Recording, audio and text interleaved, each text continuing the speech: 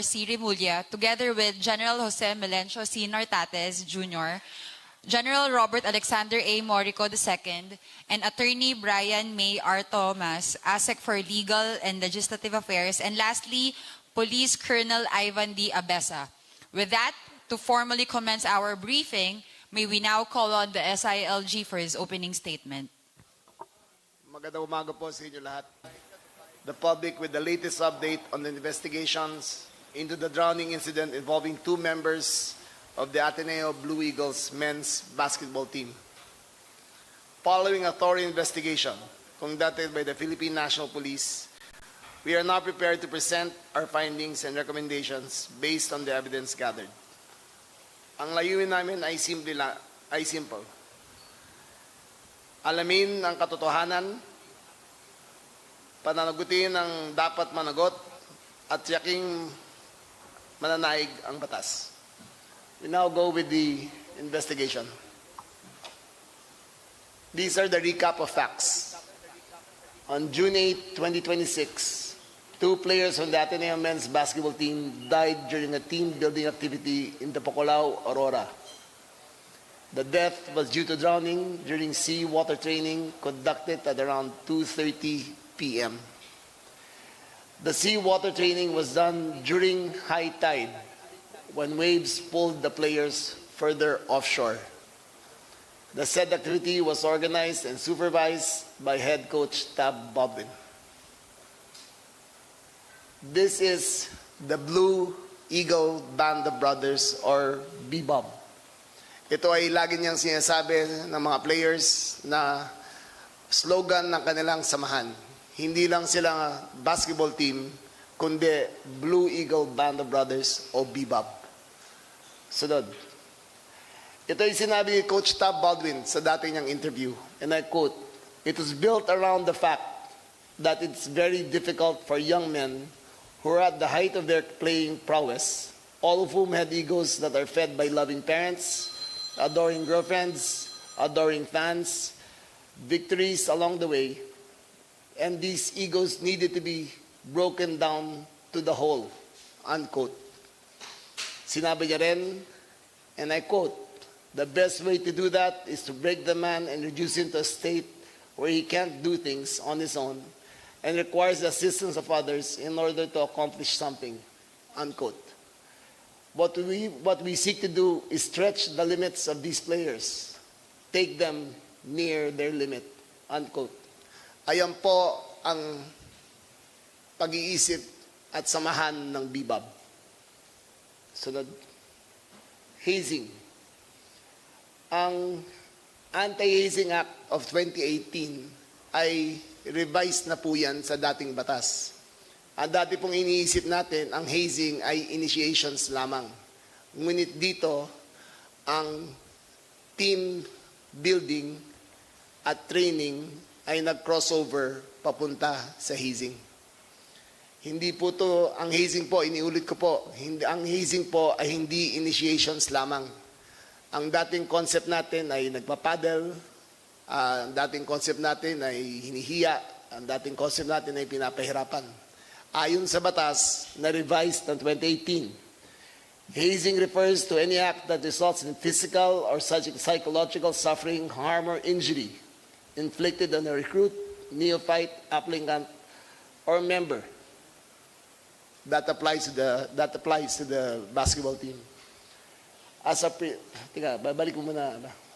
prerequisite for admission or requirement or continuing membership in an organization. Kasama dito ang forced calisthenics at saka exposure to weather or other brutal treatment, forced physical activity which is likely to adversely affect the physical and psychological health of such recruit. Next. Elements of hazing as according to the amended law. Number 1, physical or psychological suffering. Number 2, as a prerequisite for admission or requirement for continuing membership. Number 3, the physical or psychological activities include, but not limited to, paddling, whipping. Mr. Secretary, we can go back to the elements. As the Secretary has mentioned, the crime of hazing under the new Anti-Hazing Act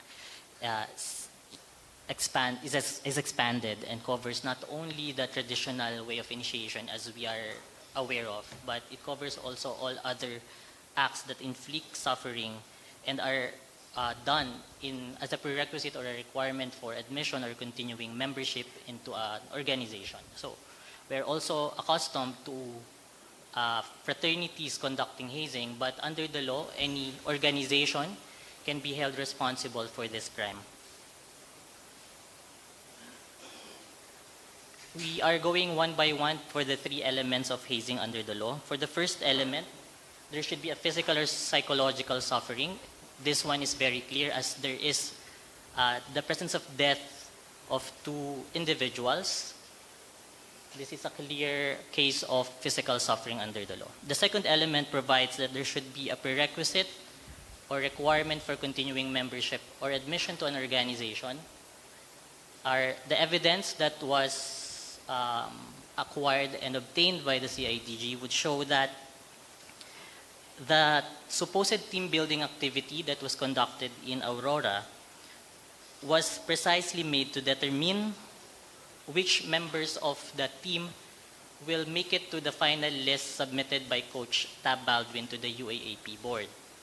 This is signified by the fact that 20 members or 20 athletes were present during the activity, but that only 17 would eventually be in that final list submitted to the UAAP. Meaning there would be 3 members eliminated, and it appears from the evidence gathered by the CIDG that this activity was made precisely to screen or as a requirement for entrance into that list. The next quote would show, this is among the testimonies secured by the CIDG, is that the team building, according to the witness, assistant coach Louis Alas, was not a basketball-specific activity, but it was intended to determine the condition and mental toughness of the players. So these circumstances point to the fact that this supposed team building is really geared towards identifying which players will be fit for the final roster of UAAP players. Now for the third element, there should be a physical activity among the enumerated under the law. In this case, the CIDG found that the sea water-based activity constitutes hazing because there is an deliberate intent to cause suffering among the players. This is evident in the fact that Tab Baldwin, in his own testimony with the CIDG, admitted that they intentionally chose the dates June 7 to 12 to coincide with the low tide, meaning he is aware of the low tide and high tide information during the said dates. Although the admission is only for the low tide, as you can see from the photo on the left, any information about low tide necessarily includes information on high tide. And for the material date of June 8, to recap again, the next slide would show the timeline during the day of the death. So it is clear from the itinerary of the players that they were subjected to intense physical activity, starting at 4 a.m. when they were woken up by a siren and were made to run for 4 kilometers. And this was subsequently followed by intense physical games and punishment for losers in these games. The sea water training was conducted at around 2 to 2:30 p.m. and around 2:30 to 2:40 p.m. as strong waves pulled the players offshore. And after the head count, it was found that 2 of these players drowned and died. The next slide would show some excerpts from the testimonies of the players present, indicating that there was indeed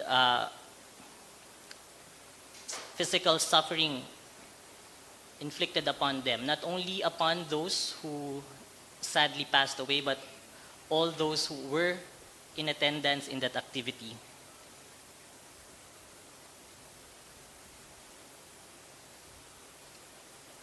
In all, can we go back to the previous slide? In all these circumstances show that the elements of violation of anti-hazing law may be present, and that is why that is the recommendation of the CIDG